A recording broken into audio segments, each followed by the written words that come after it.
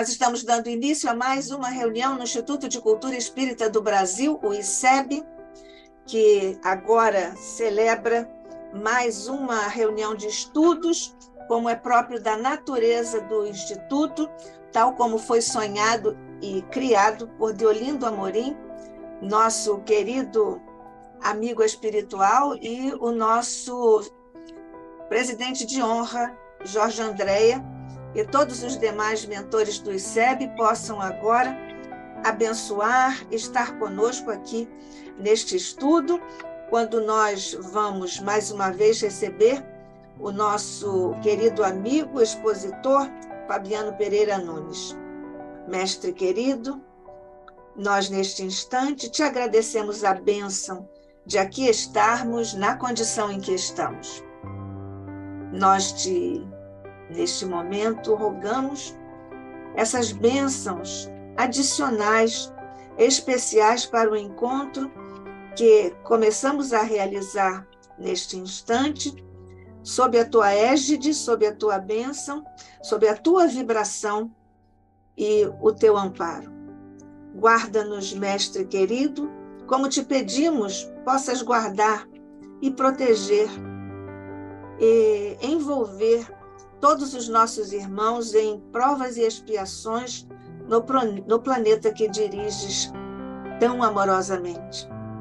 Fica conosco, desce sobre Fabiano Nunes, mais uma vez, a tua bênção, e guarda-nos a todos em condição de receptividade para o estudo que vamos iniciar neste instante, com teu coração, Mestre, com Maria, com nossos anjos da guarda, com nossos amigos espirituais queridos.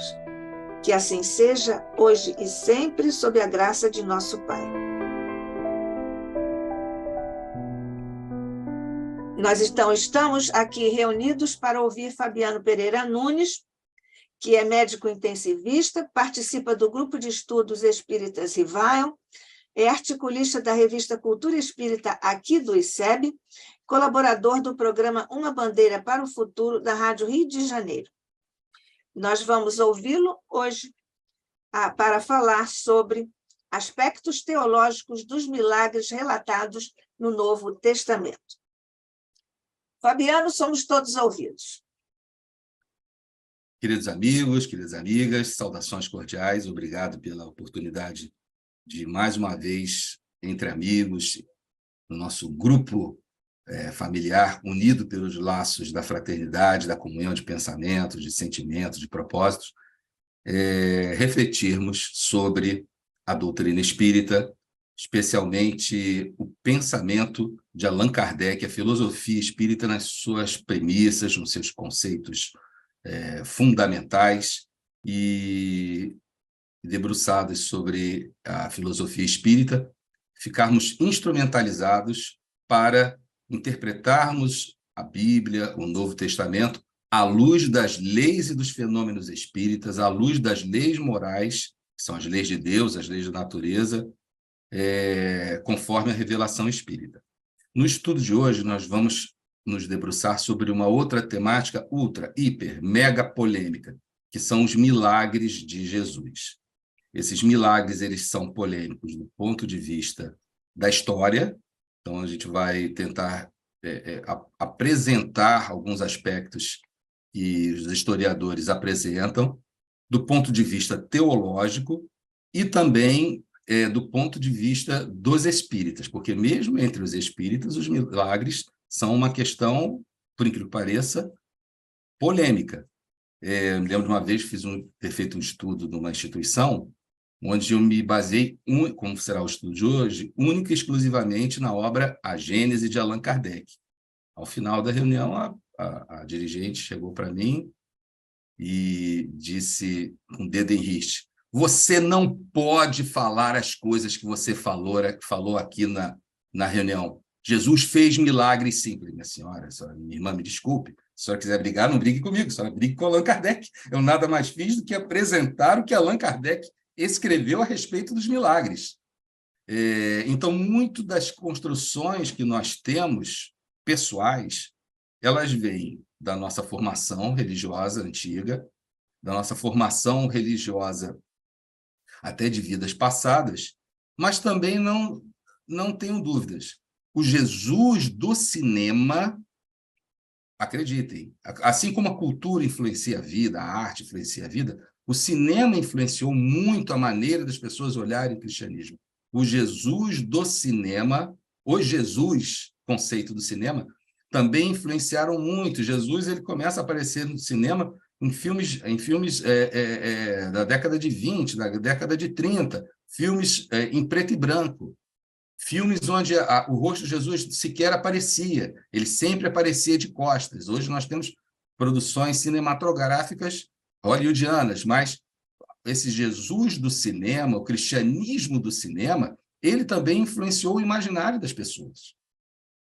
Mas o cristianismo se baseava, o filme se baseava no Novo Testamento. Olha, se basear em não é a mesma coisa que seguir. E mesmo que tivesse seguido o Novo Testamento, nos estudos passados, nós vimos como foi a construção, a formação ideológica do Novo Testamento, segundo os historiadores. Como o Novo Testamento ele foi elaborado, as condições em que ele foi elaborado, a maneira como ele foi formado, agregado. Depois, século II, começaram a dar as autorias dos textos que circulavam. Depois, os textos foram sendo selecionados num cânone. Tal texto seria heresia, tal texto seria verdadeiro. Por que verdadeiro? Vimos os pré-requisitos para a seleção de um texto. Ele tinha que vir da tradição, por exemplo, apostólica, ou seja, aquele texto recebeu a autoria dada pelos pais da igreja, Irineu de León, Clemente de Alexandria, Eusébio de Cesareia, recebeu a autoria dada pelos pais da igreja, pela patrística. E conversamos que Marcião iniciou o marcionismo, onde ele seleciona um texto e diz: esse texto aqui, retirando tudo que estiver a respeito do judaísmo, é um texto de Lucas, então esse é o único texto verdadeiro. Algumas cartas de Lucas, uma parte do que nós temos hoje de Evangelho segundo Lucas, e isso deu origem à contra-heresia. E assim foi se formando ideologicamente o que no século IV passou a ser estabelecido só no século IV, como cânone, a régua, a medida. Quais livros entrariam no Novo Testamento? Isso foi uma rápida recordação da semana passada. Muito bem. Vimos na semana passada que a parte da questão dos historiadores e a parte da questão dos teólogos, o cristianismo de Allan Kardec é um cristianismo muito definido, ele é objetivo, ele é claro, ele é nítido, ele não permite dubiedades, como é a doutrina espírita. A doutrina espírita, ela é clara, ela é definitiva, ela é monolítica no sentido de ser uma construção pétrea. Permite o livre pensar, mas as definições, os conceitos e as premissas estão muito bem estabelecidos. E precisa ser assim. Você não estrutura nenhuma filosofia sem as vigas de sustentação. Aliás, nada você consegue estabelecer sem as vigas de sustentação. Um prédio. Jesus já falava isso. Olha, quando for construir uma casa, constrói sobre a rocha. Se construir sobre a areia, as intempéries vão derrubar. Então, a rocha sobre a qual foi construído o edifício da filosofia espírita é muito forte, é muito poderoso. As intempéries do mundo, as transformações da sociedade não irão derrubar esse edifício. Então, esse cristianismo de Allan Kardec é um cristianismo sólido. Primeiro, o conceito que o Espírito de verdade veio trazer. Qual é o cristianismo do Espiritismo? É um cristianismo baseado em amai-vos e instruí-vos. Então, é um cristianismo puramente moral, é transformação moral. Para o espírito progredir, ele, antes de ser ele progride pelas suas condições morais, não pela sua condição intelectual. Pessoas muito intelectualizadas e muito inteligentes poderão reencarnar em mundos primitivos, porque o que diz a condição de reencarnação em mundos inferiores ou em mundos superiores não é o grau de inteligência ou de erudição, mas sim o grau de progresso moral que esse espírito tiver alcançado. Então, o espiritismo ele é um cristianismo moralizador, é um cristianismo moral. O Cristo de Allan Kardec, já dando spoiler para o último estudo do semestre, é um Cristo moral. E aí o Espírito de Verdade prossegue. No cristianismo encontram-se todas as verdades. Mas qual cristianismo? Porque nós vimos que existiram vários cristianismos. Existiu um cristianismo dos judeus antes da queda de Jerusalém. É chamada os judeus pré-diáspora. E existe o cristianismo dos judeus pós-diáspora, depois da diáspora dos judeus, quando acontece a rebelião em Jerusalém, no ano 66, a guerra vai correndo solta até Tito e Vespasiano chegarem com as suas legiões romanas e aniquilarem Jerusalém e destruírem absolutamente tudo de Jerusalém. E aconteceu, posteriormente, logo a diáspora. Então, o primeiro cristianismo é um cristianismo dos judeus pré-diáspora. Tem um movimento que os historiadores chamam de cristianismo, o movimento de Jesus, que era um judaísmo, na verdade, um judaísmo com Jesus presente, um judaísmo sem Jesus presente, antes da diáspora, e um cristianismo com os judeus após a diáspora. Alguns textos são antes da diáspora, então eles guardam uma determinada visão. Outros textos vieram depois da diáspora. E outros textos já havia uma harmonização com o Império Romano, uma tolerância com o Império Romano. Então, já é um outro tipo de movimento. Tanto que Constantino dá tolerância no século IV, no início do século IV, ao cristianismo em todas as províncias romanas e em Roma também. E aí o Espírito de Verdade diz, no cristianismo encontram-se todas as verdades. Mas que cristianismo? Existiram vários cristianismos. A ciência chama de cristianismos originários, estão na origem. Quando a gente fala assim, o cristianismo primitivo, primeiro temos que definir qual cristianismo primitivo. Segundo, desses cristianismos primitivos, de quem? Mostramos que o cristianismo de Paulo é um cristianismo diferente de Jesus.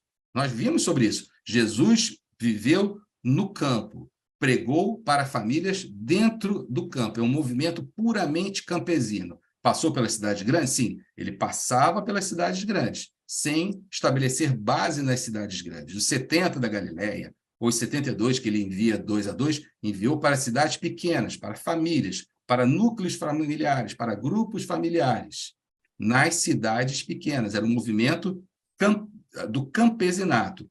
Paulo é um movimento das cidades. O Paulo das cartas é um Paulo de Damasco. O Paulo de Atos dos Apóstolos, que é um outro Paulo, historicamente falando, ele é de Jerusalém.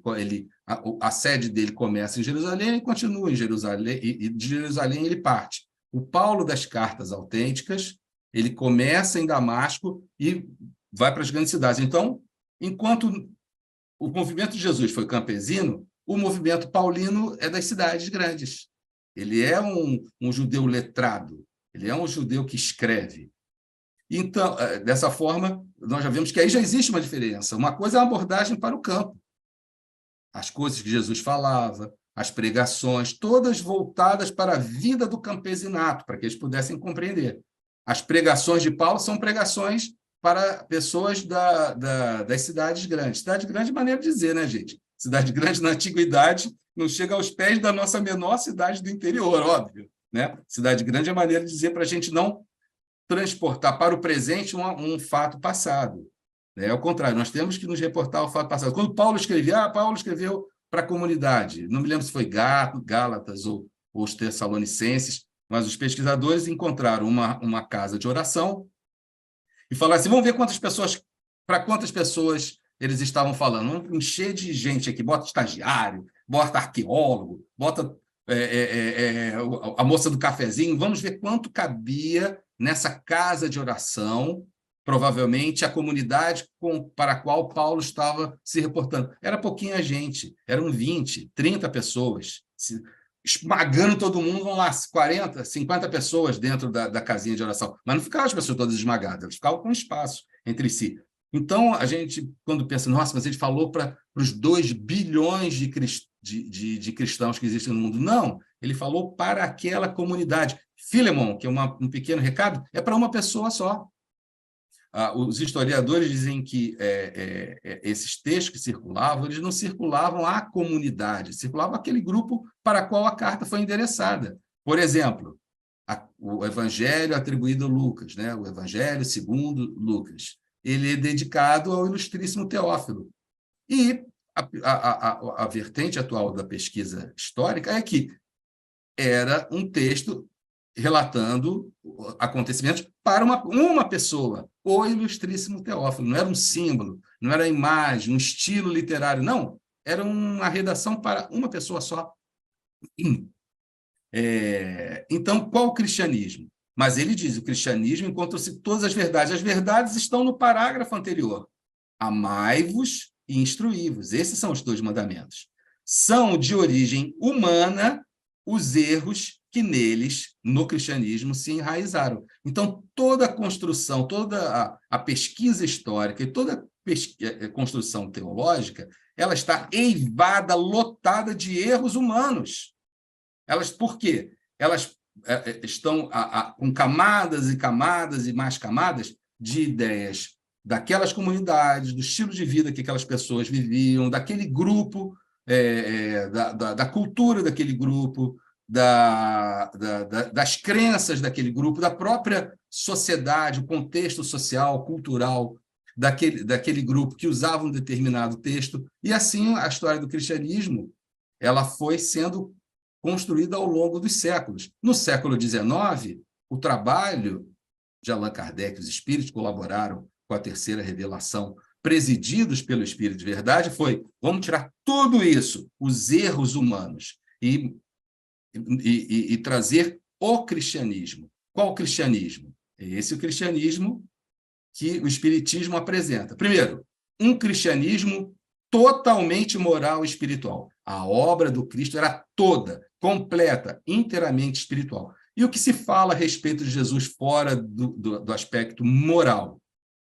Pode ser do nosso interesse cultural, da erudição, do conhecimento, da intelectualidade, instrumentalizando com conceitos, até para a gente entender o sentido e significado das palavras, mas o cristianismo que importa ao espiritismo é o moral, a moralidade cristã. O Cristo que nós veneramos, a filosofia espírita, né?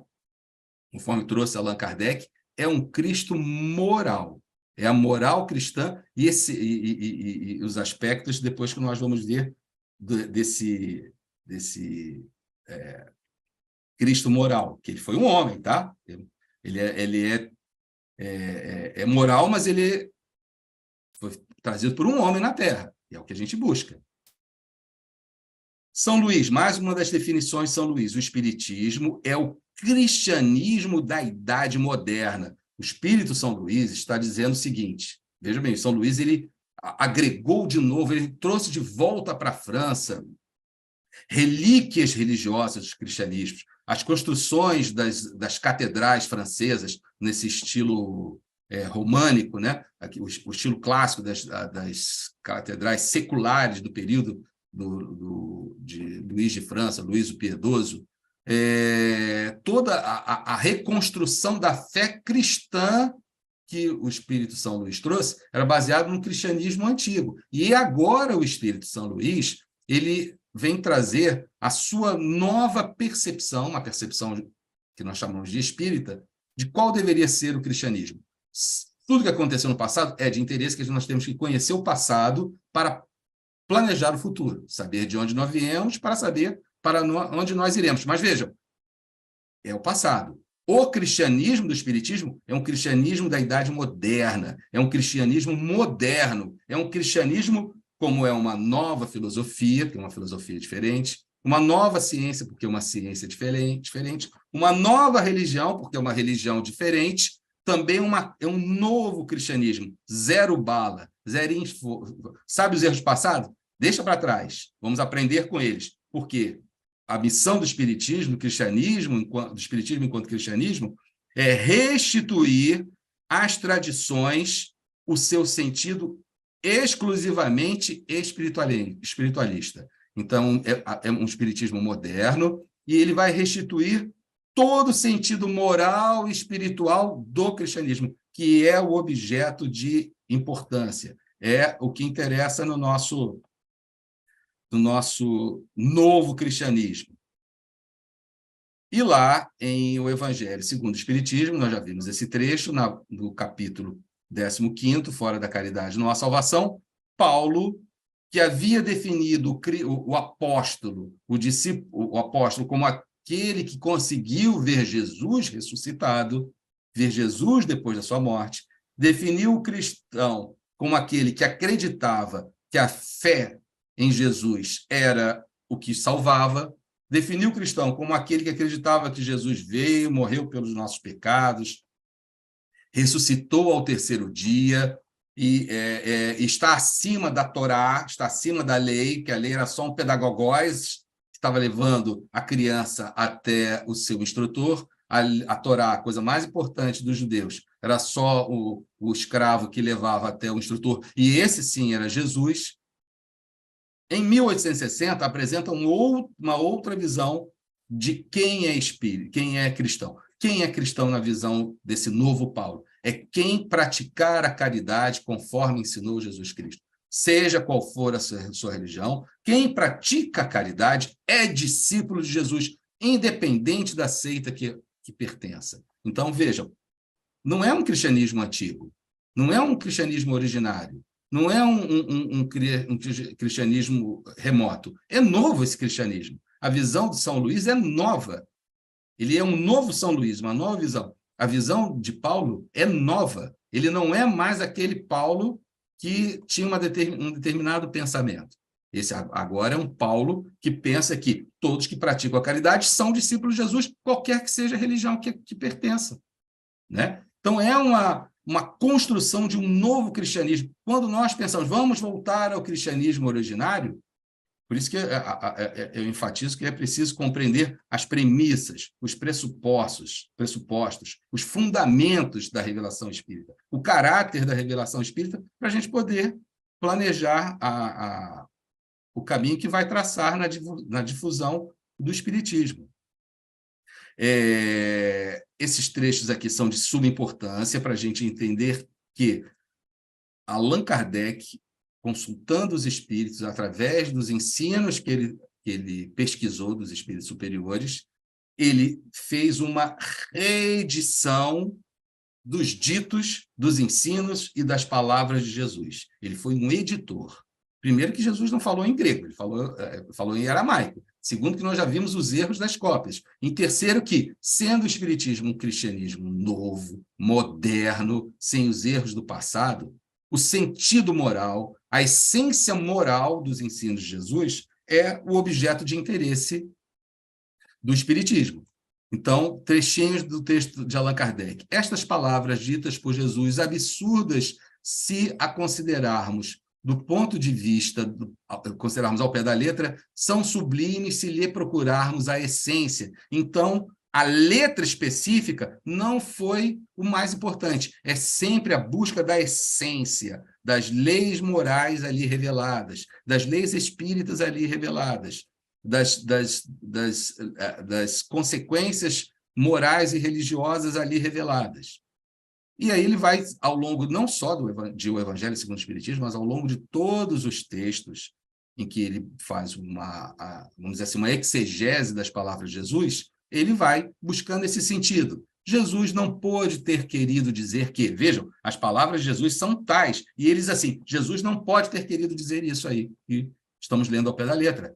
E o que é isso? É refutar, é refazer, Hoje em dia tem uma outra palavra que o pessoal fala de releitura, mas é mais que uma releitura, tá? Isso é uma edição.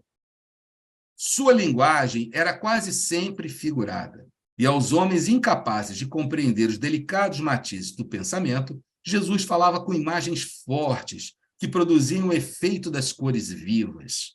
O verdadeiro sentido do seu pensamento se revela nestas palavras. 2 pontos. E aí Allan Kardec reescreve o trecho neotestamentário como se fosse Jesus dizendo, mas Jesus falando como um espírita.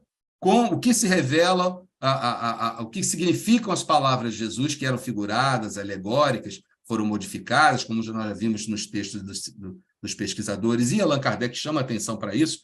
Qual é o sentido do pensamento, o significado, a essência moral deste pensamento? Então, o nosso Cristo, ele não é um Cristo literal, ele é um Cristo da essência moral.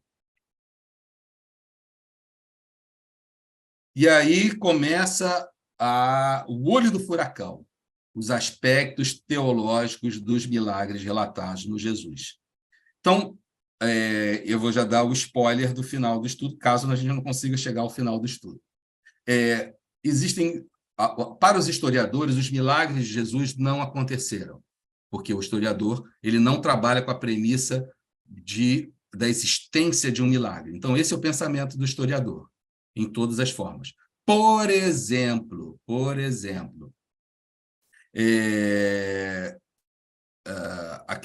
um milagre muito... Alguns milagres eles atribuem a uma competição na redação do Novo Testamento, uma competição com os deuses que eram pregados e divulgados e difundidos pela religião teológica, pela teologia imperial romana. Então, eles davam tolerância para que você tivesse a sua religião, mas eles também construíam, os romanos construíam nas províncias dominadas, construíam templos a deusa Roma, ao imperador, às diversas entidades. Asclépio, que também é traduzido como Esculápio, era uma entidade, uma divindade da cura, da doença. Então, os templos de Asclepion, ou de Esculápio, eles eram lugares onde as pessoas ficavam deitadas, dormiam, tomavam banhos, se banhavam, faziam limpezas, higiene das suas feridas, ervas, e se aguardava que, durante o sono, Asclépio viesse curar as pessoas. E esse Asclepion vamos dizer assim, foram precursores na cultura greco-romana dos atuais hospitais, onde doentes ficavam reunidos para serem cuidados. Pode-se chamar de precursor. O Asclépio é o deus da medicina, junto com Hermes, junto com Esculápio, é uma mitologia grega, mas Asclépio ele era adorado.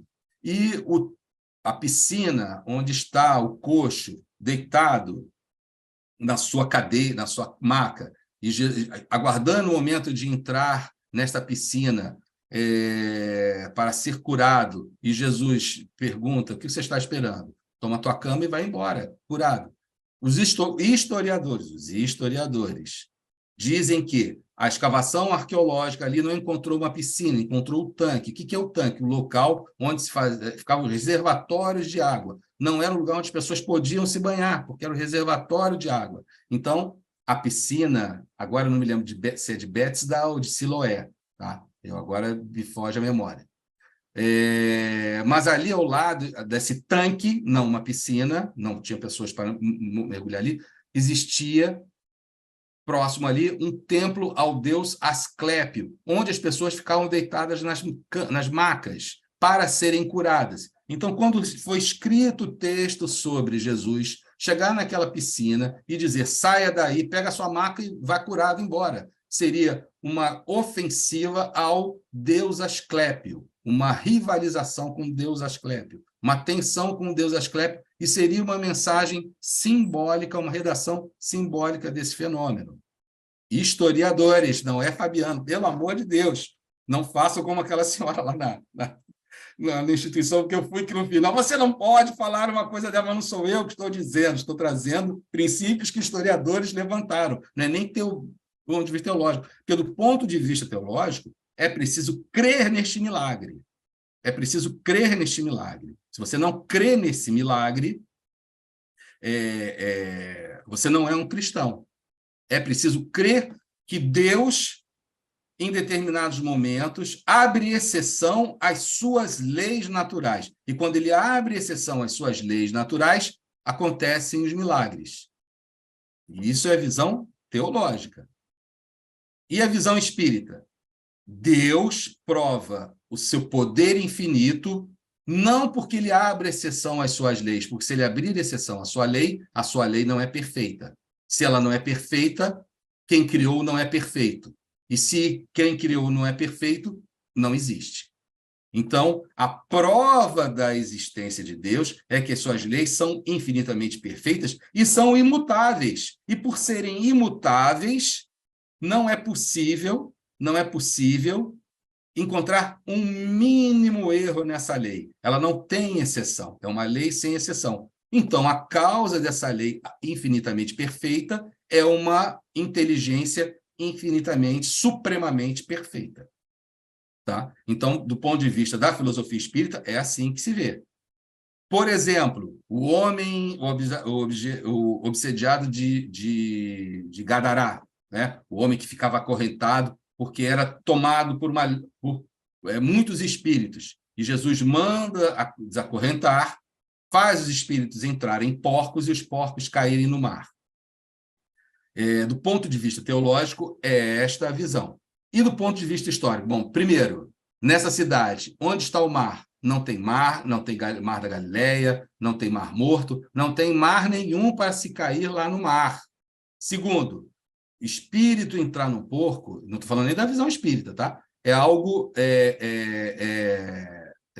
inviável. Primeiro, para onde caíram esses porcos? E o prejuízo? E aí, os historiadores dizem o seguinte: isto é uma construção redacional, eles chamam de elaboração redacional. Sobre o quê?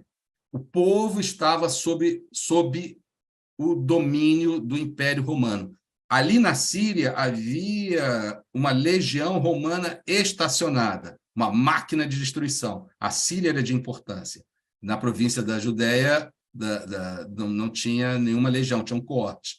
Mas uma legião romana, cujo estandarte era uma vara de porcos, estava estacionada. Então, seria uma alegoria do povo sendo libertado e esses porcos sendo atirados ao precipício, no mar, sendo rechaçados de volta para o mar, para serem expulsos do território da Palestina. Essa é a visão dos historiadores.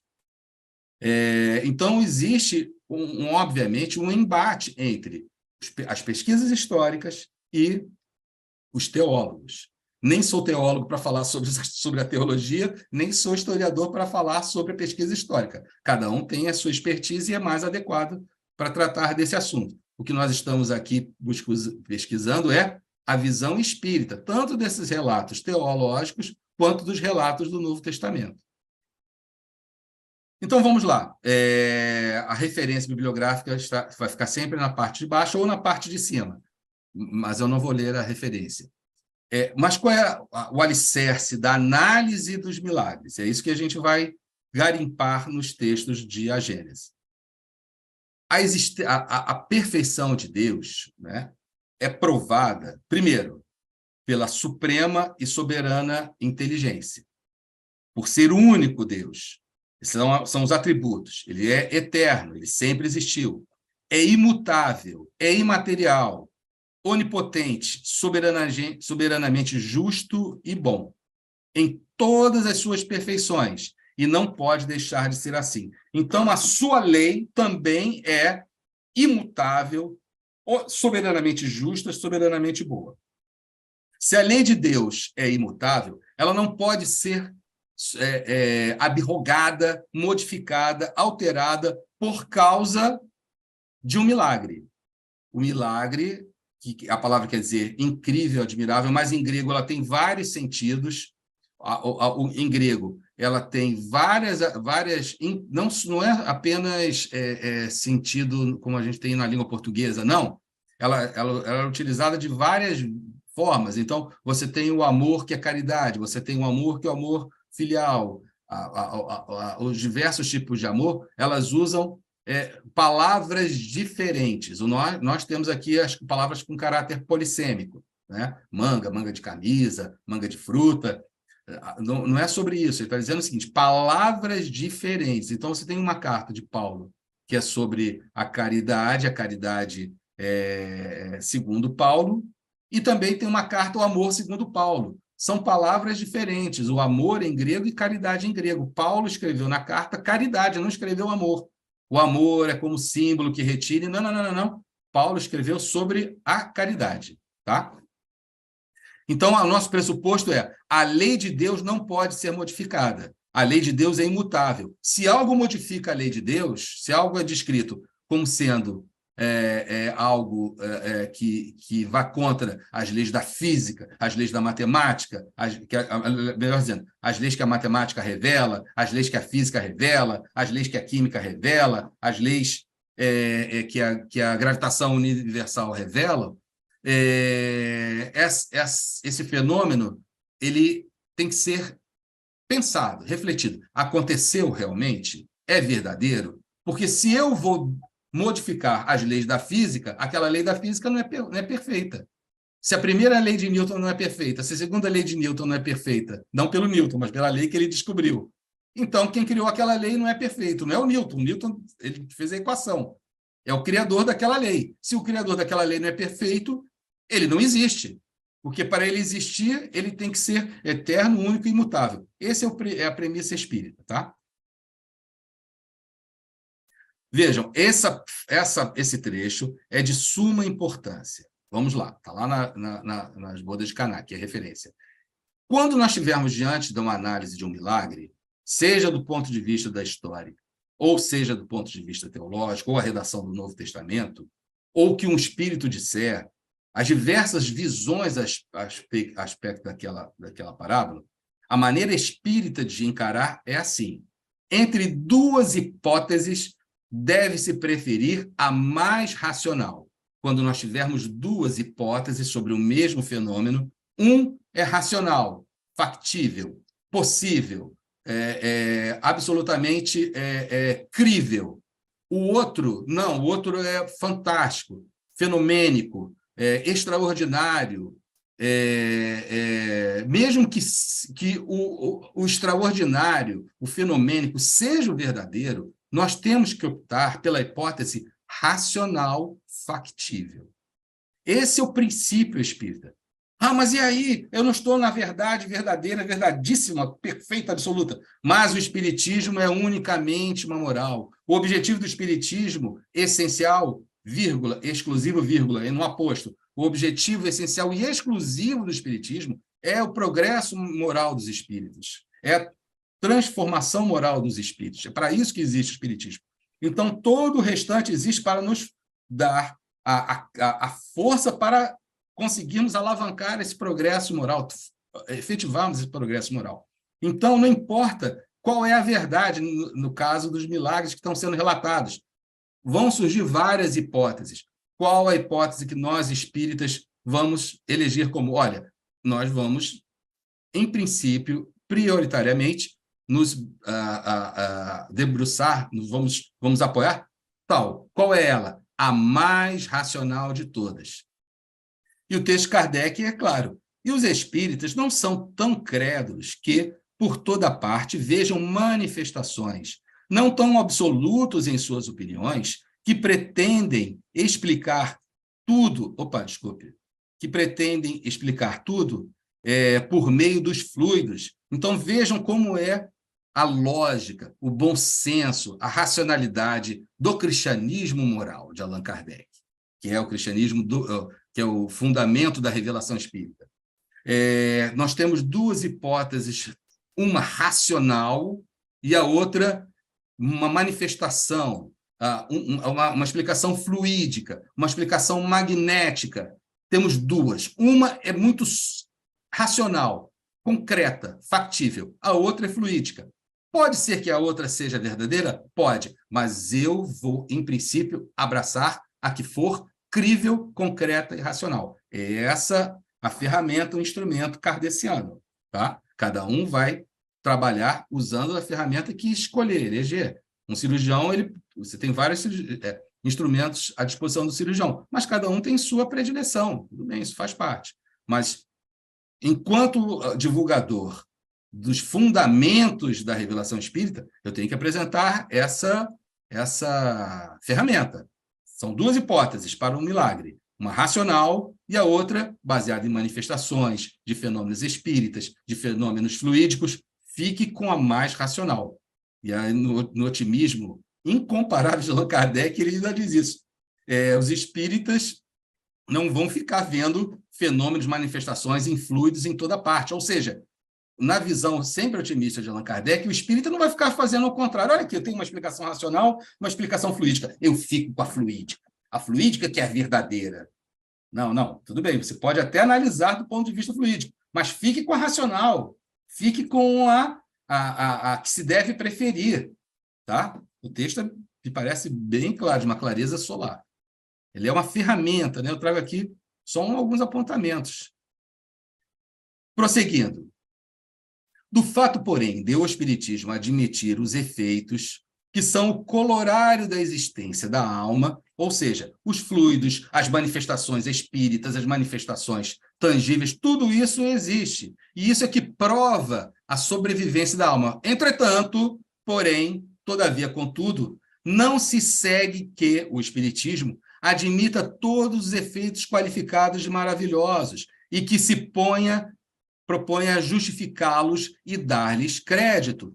Então, vejam, esses fenômenos existem, sim, mas não é ele que vai ser usado para dar crédito a uma determinada manifestação dita miraculosa, que se faça campeão de todos os devaneios, ou seja, o Espiritismo está dizendo que o Espiritismo não vai seguir isso, que vai ser campeão de todos os devaneios, de todas as utopias, de todas as excentricidades sistemáticas, de todas as lendas miraculosas. Fora preciso conhecê-lo muito pouco para pensar assim. Então, esse é o Espiritismo.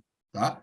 É o contrário do que algumas vezes nós queremos acreditar, porque o fantástico, o miraculoso, o fluídico,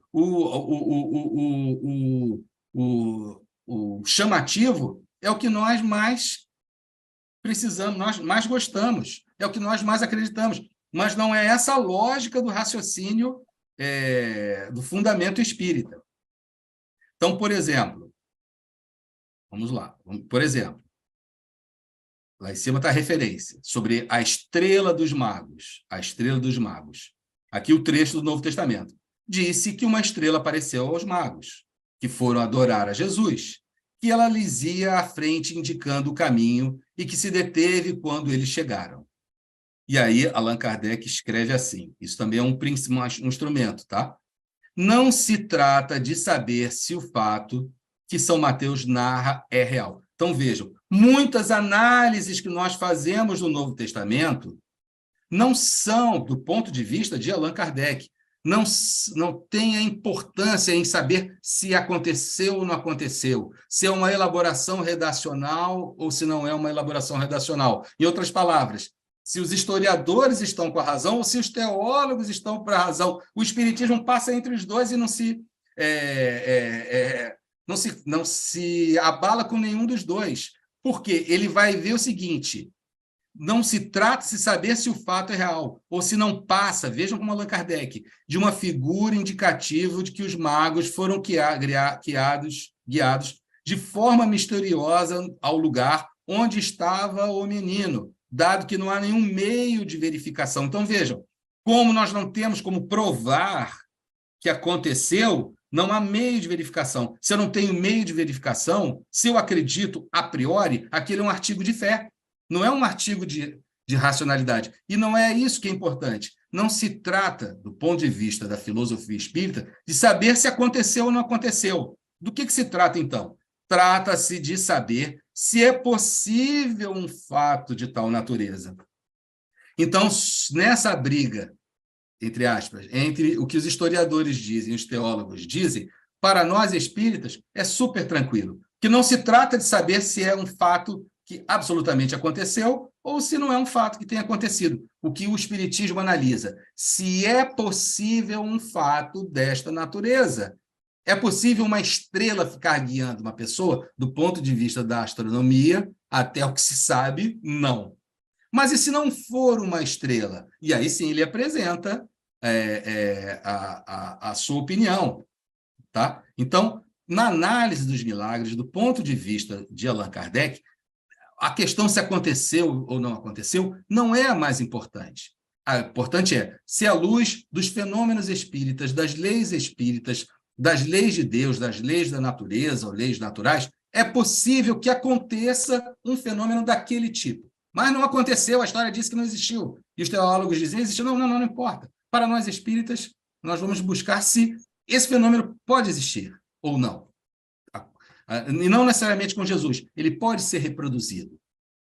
E aí ele fala, olha, o certo é que naquela circunstância, a luz não podia ser de uma estrela. Olha, o fenômeno pode ser explicado de todas as maneiras, menos de que seria uma estrela. Tá, eu vou resumir. Em primeiro lugar, naquela época não se sabia o que era uma estrela.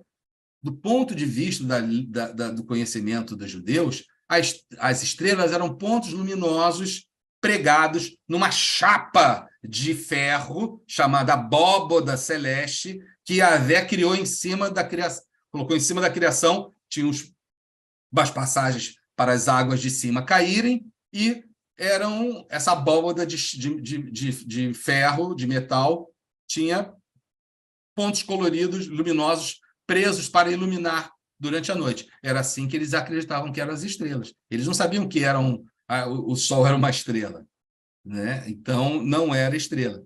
E Allan Kardec levanta a possibilidade de, na verdade, ser um espírito. E eles olharam aquele espírito de uma forma luminosa, que foi uma aparição tangível luminosa, e eles disseram, era uma estrela. Ficou a tradição, poderia ser a tradição de uma estrela. Ele não disse que foi isso que aconteceu, mas de saber se é possível um fenômeno. É possível se, em vez de uma estrela, for um espírito numa chamada aparição tangível luminosa, conforme está explicada em O Livro dos Médiuns.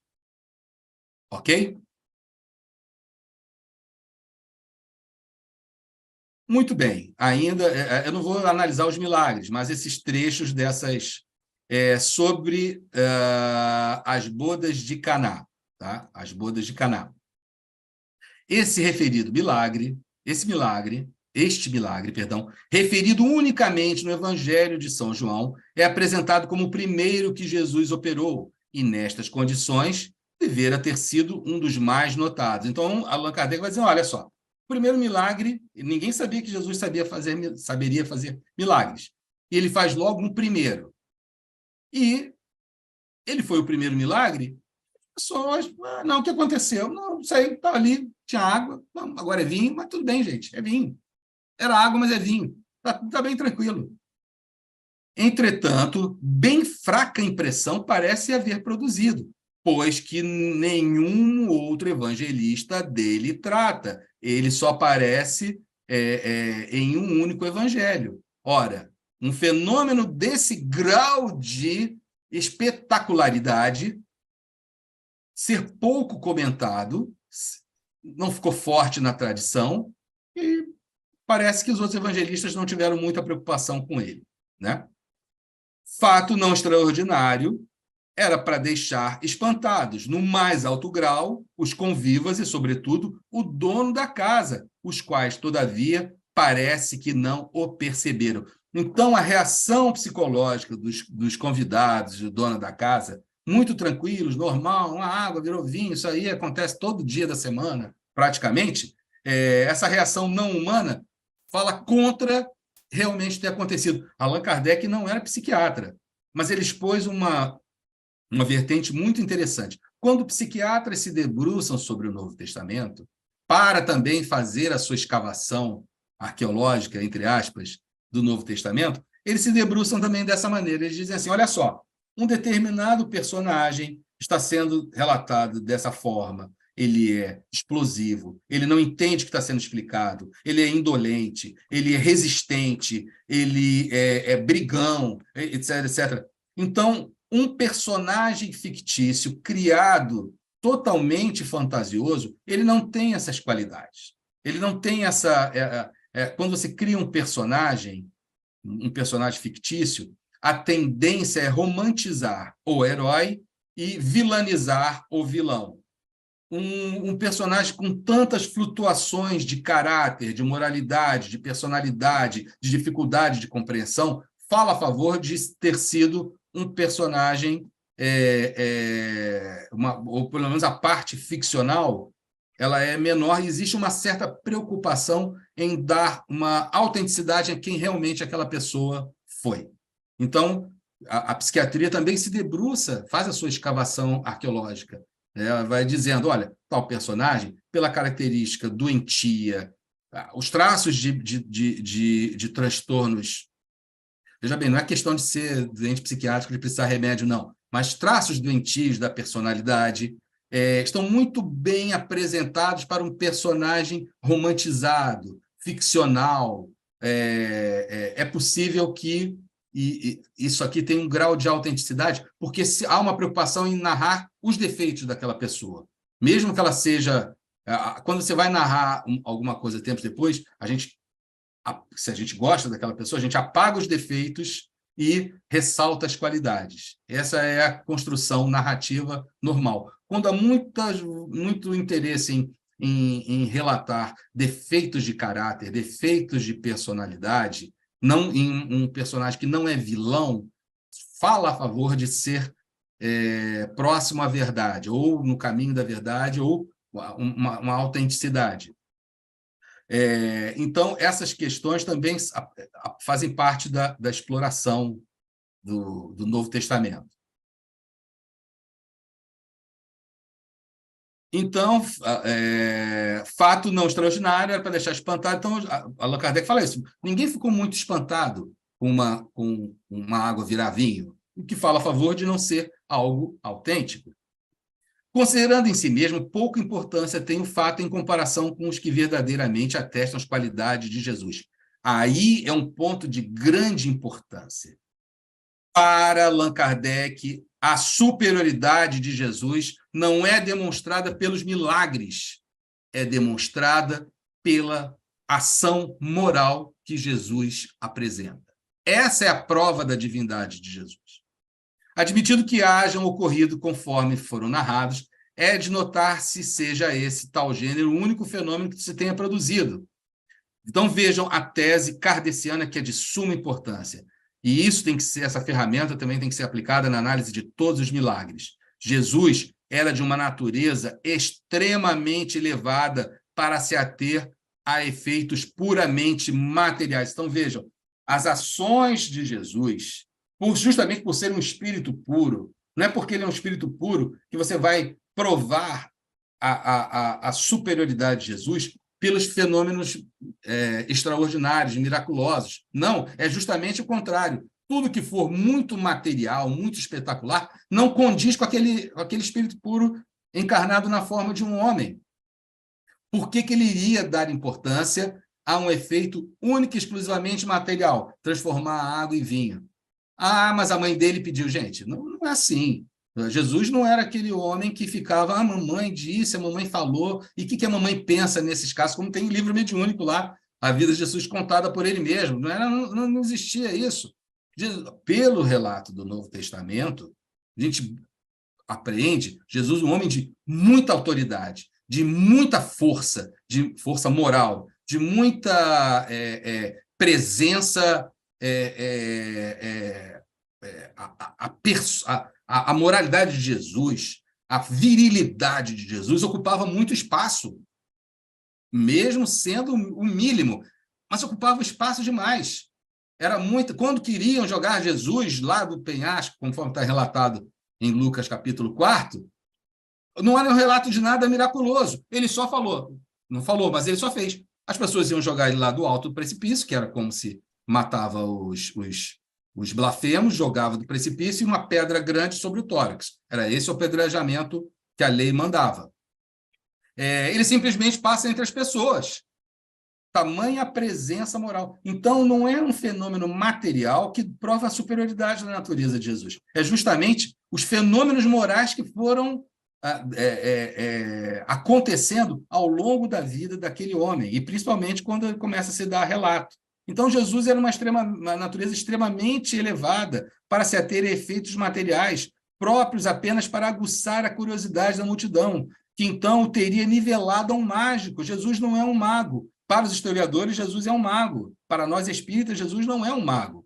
Ele sabia que as coisas úteis olha só, ele sabia que as coisas úteis lhe conquistariam mais simpatias e lhe granjeariam mais adeptos do que as que facilmente passariam por fruto de grande habilidade e destreza.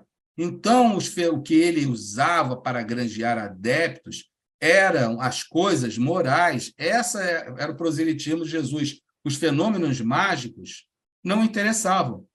A professora Nádia sabe, mas muitas pessoas não conhecem. Existia um homem ao tempo de Jesus, em Roma, com grande sabedoria, com poderes maiores que o de Jesus, que fez mais curas que Jesus e que produziu mais milagres que Jesus. Sabe qual é o nome desse homem? Apolônio de Tiana. Vocês conhecem Apolônio de Tiana? A maioria nunca ouviu falar de Apolônio de Tiana. Só quem assistia os documentários da NetGeo e da History Channel vai saber que existia um Apolônio de Tiana, rivalizando com Jesus. Mas hoje, Apolônio de Tiana, muita gente conhece. Veja bem, na Revista Espírita há artigos sobre Apolônio de Tiana, tá? Lá na Revista Espírita. Quem quiser conhecer sobre a Apolônio de Tiana, vai nos sites como ipeac.net ou kardecpedia.com e escreve Apolônio de Tiana, que vai aparecer o artigo a respeito de Apolônio de Tiana. Então, fazia muito mais curas que Jesus. Mas a gente... Quem é Apolônio de Tiana? Foi. Então, a natureza superior de Jesus é provada pelos fenômenos de efeito físico. Não, pelos fenômenos de efeito moral. Tá? Pelos fenômenos de efeito moral. E aí Allan Kardec fala, não se trata de saber se aconteceu ou não aconteceu, mas se é possível ou não é possível. E aí ele fala assim, olha, a rigor, o fato pode até ser explicado até certo ponto, não vai transformar em vinho, que vinho é uma molécula, são determinadas moléculas e água são outras moléculas. Por uma ação fluídica que houvesse, como o magnetismo, que oferece muitos exemplos, tem mudado as propriedades da água, mas veja bem, a água não fica transformada em vinho. Quem estuda os fenômenos que aconteciam com Franz Mesmer, como ele usava aquelas bacias, as pessoas levavam choque de ficar lá se balançando, a galera em volta da bacia se balançando, caiu no chão no choque. Mas não tinha corrente elétrica, gente. Não tinha corrente elétrica passando. Então, não era campo eletromagnético como é o da Light, né? O que está gerado lá em Itaipu e chega aqui na nossa tomada. Não era. Vejam, propriedade da água dando o sabor de vinho. Não era vinho, pode dar o sabor de vinho. Você bebe, mas isso aí eu já vi. Uma pessoa magnetizada, ela recebeu a ordem. Isto aqui é uma maçã, e era uma cebola. E ela comeu a cebola como se fosse uma maçã. Ela não sentiu ardência, não chorou, não lacrimejou, deu tudo certo, comeu a cebola e era achando que era uma maçã. Então, pouco provável que, bom, embora possa acontecer, ele diz que é pouco provável ter acontecido, tá? Pouco provável. E ele vai relatando, então está bem claro que para Allan Kardec, vou ler só essa primeira frase, olha só, o que temos duas hipóteses, uma fluídica, a outra racional. Olha a hipótese que Allan Kardec se fixa. Mais racional é que se reconheça aí uma daquelas parábolas tão frequentes nos ensinos de Jesus, como a do filho pródigo, festim de bodas, do mal rico, da figueira que secou e outras tantas que, todavia, se apresentam com caráter de fatos ocorridos. Então, veja, Allan Kardec explica a parábola da figueira que cercou, a parábola do festim de bodas, a parábola do filho pródigo, a parábola do mal rico, são parábolas, são ensinos de Jesus que se apresentam com caráter de fatos ocorridos. Vejam, Allan Kardec levanta a questão da parábola do mal rico, do homem e do jovem rico que foi conversar com Jesus, como sendo uma parábola, uma história. Para nós, qual a importância? Do ponto de vista moral, é gigantesca, infinita. Mas, do ponto de vista dos historiadores, se eles dizem não aconteceu, foi uma elaboração redacional, para a gente, tanto faz.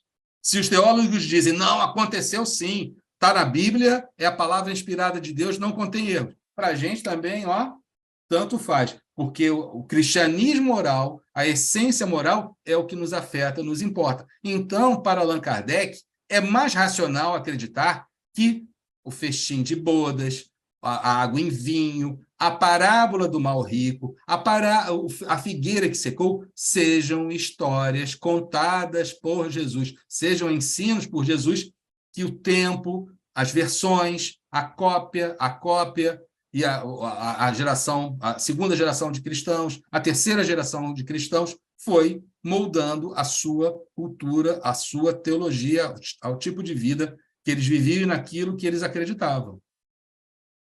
Certo? E Allan Kardec vai explicando racionalmente. Multiplicação dos pães. Sobre isso, Allan Kardec se debruça largamente. Né? A multiplicação dos pães, eu não vou ler tudo, né? Porque até ficar lendo às vezes é mais cansativo, mas ele já vai de antemão dizendo é um sentido alegórico a multiplicação dos pães, uma parábola, onde se compara o alimento espiritual da alma com o alimento do corpo.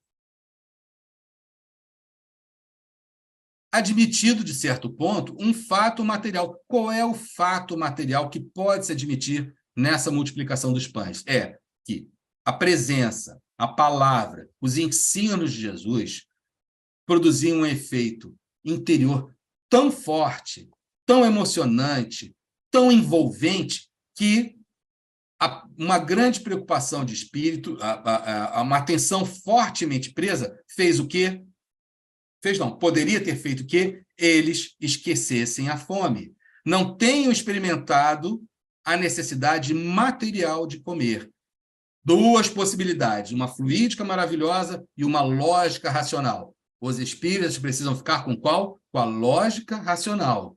Pode acontecer? Então vamos analisar se é possível acontecer um fenômeno daquela natureza, como um raciocínio filosófico, como um raciocínio de consequências morais, religiosas, um estudo sobre os fenômenos do mundo dos espíritos e as reflexões e os reflexos no mundo material. Vamos estudar, mas não acreditando que possa necessariamente ter acontecido, porque entre duas hipóteses nós ficamos na racional, na lógica, na crível, na factível, mesmo que não tenha acontecido ela, mas é a que nós adotamos como um princípio a ser incorporado à filosofia espírita, sem descartar o outro na sua importância.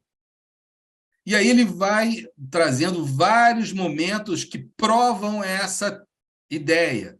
Então, dizendo, por exemplo, não vou ler tudo, que tem muita coisa, mas, resumidamente, Jesus fala para os discípulos alimentarem a multidão, então vão vocês e alimentem a multidão. Com o quê? Com a palavra. Porque os discípulos não sabiam multiplicar pães e peixes. E aí ele diz, mas como é que nós vamos alimentar a multidão com esses pães e peixes? E aí ele vai e alimenta a multidão com a sua palavra. E as pessoas ficam saciadas. Tá? O prodígio foi o ascendente da palavra de Jesus, que foi poderosa bastante para cativar a atenção. Dizendo-lhes na linguagem figurada que lhe era habitual, bastariam para matar fome a multidão. Então, quando Jesus fala, habitualmente é uma linguagem simbólica, figurada, imagens fortes, cores vivas para chamar a atenção. Esse poder moral comprova a superioridade de Jesus muito mais do que o fato puramente moral da multiplicação dos pães. Vejam, para Allan Kardec, o que prova a superioridade de Jesus não é multiplicar um pão num fenômeno fluídico, é o poder moral de conseguir suprir a fome das pessoas através da palavra de Deus, das leis de Deus, de um futuro, da vida futura, um novo ponto de vista, fazia com que até a fome material ficasse em segundo plano. Porque a fome você mata agora, amanhã ela volta. Mata agora, ela amanhã volta. Mas a fome espiritual, uma vez que você sacia, ela só vai aumentando, ela só vai multiplicando. É igual a água da samaritana. Quando Jesus fala, me dá água, eu vou te dar água de beber, não está falando a água material, mas a água que nunca acaba. Qual é essa água? É água H2O? Não. É a palavra de Deus, é a lei de Deus, é o futuro, é o porvir. Assim como na água da samaritana, não, Jesus não está falando da água necessariamente, aqui no pão da multiplicação não é o pão necessariamente. E aí logo depois, vejam, multiplicam pão de verdade. E os discípulos falam, não, tudo bem, multiplicou, e vão andando e esqueceram que houve a multiplicação dos pães, porque eles continuam falando do negócio dos pães, né? Aí Jesus vai por outro lado, depois de multiplicar os pães, esqueceram de levar pães. Jesus lhe disse, olha, tem cuidado de precatar-vos do fermento dos fariseus e dos saduceus. Eles, porém, pensavam e diziam entre si, é porque não trouxemos pães. Então, vejam, um fenômeno de multiplicação de pães acontece e eles esquecem, estão passando de barco, esqueci que Jesus sabe multiplicar pão. Quando chegar do outro lado, tem mais pão. Eu não trouxe pão. E aí Jesus vai continuando. E aí eu destaquei para facilitar a leitura. Como não compreendereis, isso está no Novo Testamento, em Mateus, tá? Que não é do pão que eu vos falava quando me referia ao fermento dos fariseus. Então, eles compreenderam que ele não lhes dissera que preservassem do fermento que se põe no pão, mas da doutrina dos fariseus e dos saduceus, dando respaldo ao que Allan Kardec fala. Toda vez que Jesus se refere ao pão, não é necessariamente o pão material. Está se referindo ao pão espiritual, ao alimento espiritual, ao conhecimento que faz a pessoa se sentir rica, mesmo sendo pobre. Outros trechos, eu sou o pão da vida. Jesus era pão? Ele era feito de farinha, de trigo, fermento? Não, é o sentido simbólico. Eu sou o pão da vida. Aqui está o pão vivo que desceu do céu, a fim de que quem quer que dele comer não morra. Foram inúmeras as vezes que Jesus se refere ao pão, inclusive sendo ele mesmo o pão da vida. Ele mesmo era o pão da vida. Quando na Eucaristia se atribui o milagre da transformação daquele pão no corpo de Jesus, é uma alusão a essas passagens onde Jesus diz, eu sou o pão da vida. Tá? É um sentido figurado. E aí Allan Kardec vai explicando, esse milagre do pão é uma coisa muito surpreendente, como é que depois eles nem lembram mais o que aconteceu, isso e logo a seguir já vão falando de outro pão, dos fariseus, né? Não é crível. Então, entre duas hipóteses, uma racional, uma lógica, uma possível, ou seja, Jesus falava em alegoria, imagens fortes, para fazer as pessoas entenderem que o alimento, eles serão saciados não pelo alimento material, serão saciados pela palavra de Deus, pelo conhecimento das leis de Deus, entender que é possível ser feliz nesta vida e na vida futura, mudando totalmente a perspectiva, o ponto de vista em que se encara a vida. E são muitos trechos, tá? Agora, essa frase que está destacada é importante ler. O que Jesus fazia era extremamente simples e não se afastava das leis da natureza. As próprias curas não revelavam um caráter muito singular, nem muito extraordinário. Gente, essas curas super extraordinárias, elas são espantosas, mas elas não são necessariamente espíritas, tá? Não são necessariamente espíritas. Porque o que Allan Kardec diz, isso aconteceu e é inequívoco, são curas simples e que não se afastavam das leis da natureza. Por exemplo, a tentação do deserto. Jesus foi transportado, foi tentado pelo diabo no deserto, está ali, parari, parará. Os filmes de Hollywood nunca deixam passar essa passagem em branco.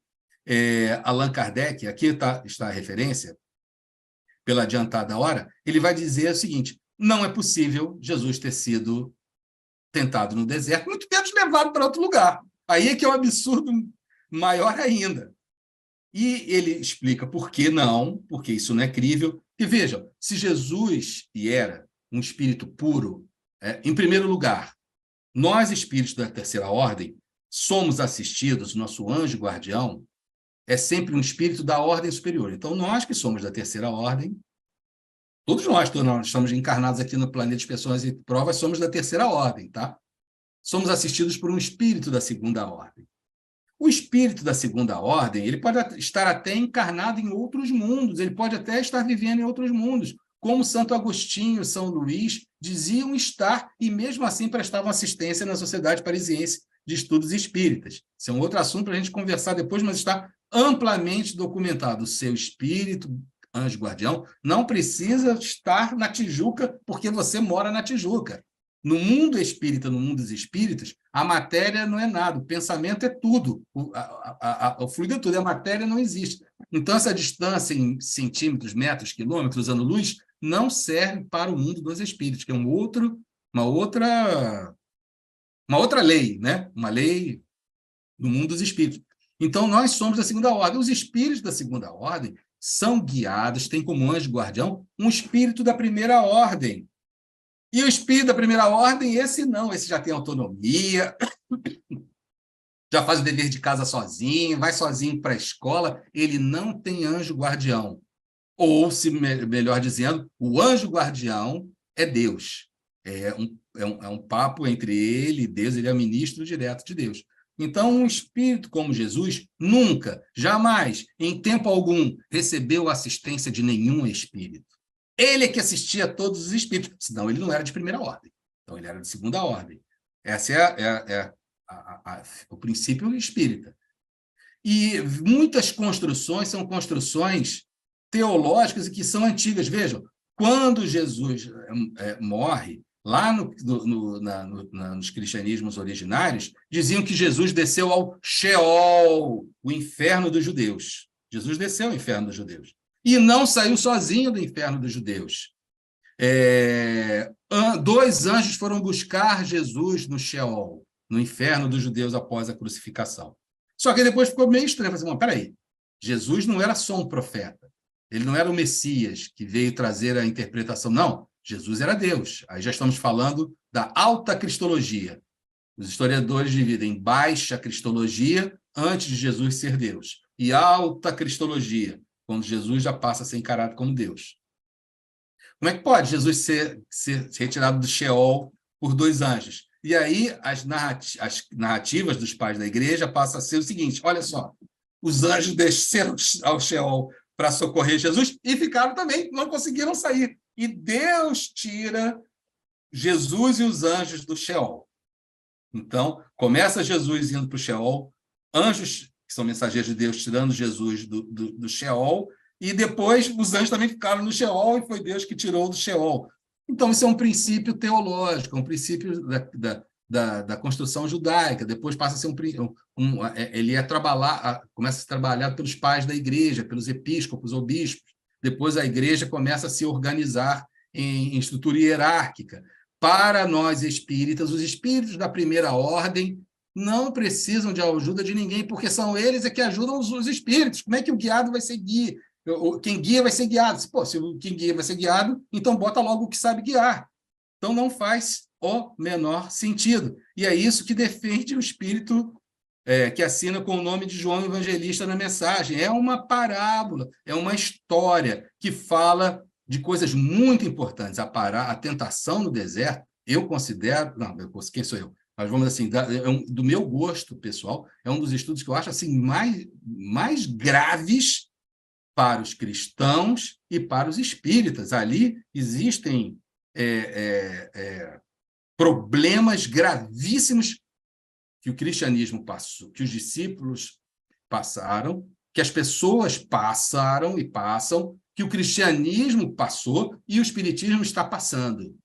Tudo dentro dessa parábola, desse ensino a respeito da tentação de Jesus no deserto. Ela não faz o menor sentido, até porque tudo que o diabo oferece a Jesus, ele já tinha, né? O deserto, até porque, gente, o deserto da Judéia, ele não é como o deserto da Arábia, é gigantesco, que você entra e não sai mais. As pessoas fazem excursão no deserto da Judéia de um dia só. Então, você num dia só sai do deserto da Judéia. Estou com fome, com sede. Já sei como eu vou parar essa fome, essa sede. É só andar mais um pouco que eu saio desse deserto. E tem oásis, tá? O deserto da Judéia não é o deserto da Arábia. Fora a galera que passa pelo deserto. E aqui, para encerrar, vou fazer uma pergunta rapidamente, abrindo o áudio, se vocês puderem. Qual o milagre mais importante de Jesus, do ponto de vista pessoal? Qual o milagre favorito? Qual o maior milagre, na opinião de vocês? Da dona Dalva, de quem quiser falar? O milagre favorito, mais importante, na opinião de vocês? E aí depois eu dou a versão de Kardec. Alguém quer rapidamente dizer tal milagre para mim é o top, top, top, é esse que é o maior. Bom, já que ninguém quis ousar... Qual o milagre que você acha que é o maior, o mais importante? Mas Jesus não operou milagres. O que ele fez durante todo o tempo que viveu foram trabalhos para mostrar e ensinar o que ele, como médium de Deus, podia operar para o benefício das pessoas necessitadas, das pessoas que estavam com necessidades espirituais ou materiais. Eu considero, por exemplo, uma coisa que ele fez interessante, eu não sei, para mim não é milagre. Quando aquele centurião pediu que Jesus curasse o seu servo, que estava muito distante. Eu considero que, nesse momento, Jesus fez uma coisa simples. Ele fez aquilo que nós hoje chamamos, existia. E porque Jesus, tudo que ele fez foi aquilo que nós hoje conhecemos como trabalhos da espiritualidade feito por médiuns que têm capacidade para fazê-lo. Então, Jesus simplesmente, enquanto ouvia o pedido do centurião, ele teve um desdobramento, esteve lá onde estava o homem doente, seja qual for o tempo que ele demorou curando a pessoa doente, quando o centurião acabou de fazer o pedido, Jesus já havia curado em função do desdobramento que ele fez ao ir lá onde estava o servo doente, e o homem já estava curado. Eu considero isso daí não um desdobramento que Jesus, na época, fez para ir lá onde estava o doente para curá-lo. Por exemplo, eu considero isso muito bom. E nós fazemos no trabalho espiritual com alguns médiuns muito competentes, porque um desdobramento é um negócio muito complicado, não é qualquer um que pode fazer. Perfeito. Alguém mais quer dizer qual o maior milagre? Bom, então, para encerrar, vamos ver, do ponto de vista da filosofia espírita, qual o maior milagre que Jesus fez? Está em A Gênese, os Milagres e as Predições segundo o Espiritismo, capítulo 15, item 63, lá na tradução da Albertina Escudeiro Seco, é a página 373. Mas é 15, item 63. O maior milagre que Jesus operou, o que verdadeiramente atesta a sua superioridade, foi a revolução que seus ensinos produziram no mundo, malgrado, não obstante, a exiguidade dos seus meios de ação. Com efeito, Jesus, obscuro, pobre, nascido na mais humilde condição, no seio de um povo pequenino, quase ignorado e sem preponderância política, artística ou literária, apenas durante 3 anos prega sua doutrina. Em todo esse tempo, em todo esse curto espaço de tempo, é desatendido e perseguido pelos seus concidadãos. Vê-se obrigado a fugir para não ser lapidado. É traído por um de seus apóstolos, renegado por outro, abandonado por todos no momento em que cai nas mãos de seus inimigos. Só fazia o bem, e isso não o punha ao abrigo da malevolência, que dos próprios serviços que ele prestava, tirava motivos para o acusar. Condenado ao suplício, que só aos criminosos era infligido, morre ignorado do mundo, visto que a história daquela época nada diz a seu respeito. Nada escreveu, Entretanto, ajudado por alguns homens tão obscuros quanto ele, sua palavra bastou para regenerar o mundo. Sua doutrina matou o paganismo onipotente e se tornou o facho da civilização. Tinha contra si tudo que causa o malogro das obras dos homens, razão por que dizemos que o triunfo alcançado pela sua doutrina foi o maior dos milagres, ao mesmo tempo que prova ser divina a sua missão. Se, em vez de princípios sociais e regeneradores, fundados sobre o futuro espiritual do homem, ele houvesse legado à posteridade alguns fatos maravilhosos, talvez hoje mal o conhecessem de nome, como é o caso, por exemplo, de Apolônio de Tiana. Então, o maior milagre que Jesus fez não foi um fenômeno fluídico, não foi nada disso. A transformação da humanidade dentro do centro opressor da teologia imperial romana, esmagado pelo panteão de deuses, não só romano, como de outras civilizações, e até mesmo do próprio judaísmo, mesmo esmagado por tudo isso e tendo contra si todas as dificuldades da vida, Jesus não teve nenhuma facilidade, nem dentro da sua família. Os seus irmãos partilhavam das posições dos seus adversários. Tinha contra si tudo, e da vida nada teve de facilidade, somente dificuldades. Embora isso, sempre reagiu diante dessas agruras da vida com alegria, com bom humor, com otimismo, com positivismo, com felicidade. Felizes vocês agora que chorais, porque rireis no futuro. O riso, o otimismo transborda dessas palavras quando analisadas ali na sua essência. Então, era um homem extremamente positivo, otimista, e a sua doutrina, sem nada, esquece os milagres. Pode ser até que nenhum deles tenha acontecido, seja tudo uma elaboração redacional. Se for isso, não importa. A sua palavra transformou o planeta. E para o Espiritismo, nos alicerces, nos pressupostos de Allan Kardec, é isso que prova ser Jesus, um espírito superior puro, são superiores, né? Prova Jesus ser um espírito superior e a sua missão ser divina, porque ele conseguiu furar todas essas dificuldades e fazer triunfar a sua doutrina. Então, o milagre verdadeiro é esse, é um milagre de transformação moral da humanidade, e não um fenômeno que pode ter acontecido, pode não ter acontecido, não importa, vamos analisar se é possível acontecer, mas o maior milagre que Jesus fez é esse, tá? É esse. E para o próximo estudo, vamos continuar a pensar quem é o Jesus de Allan Kardec. Obrigado a todos pela paciência, obrigado pela oportunidade, desculpem alguma coisa, e muito obrigado por estarem me aturando tantas sextas-feiras. Encarem isso como uma provação, né? As pessoas passam pelo que elas precisam passar. Encarem como uma prova, talvez até uma expiação. Muito obrigado, Nádia, Instituto de Cultura Espírita do Brasil. E se isso fosse expiação, não estaríamos no mundo de expiação e provas. Exato. Porque estudar é uma bênção.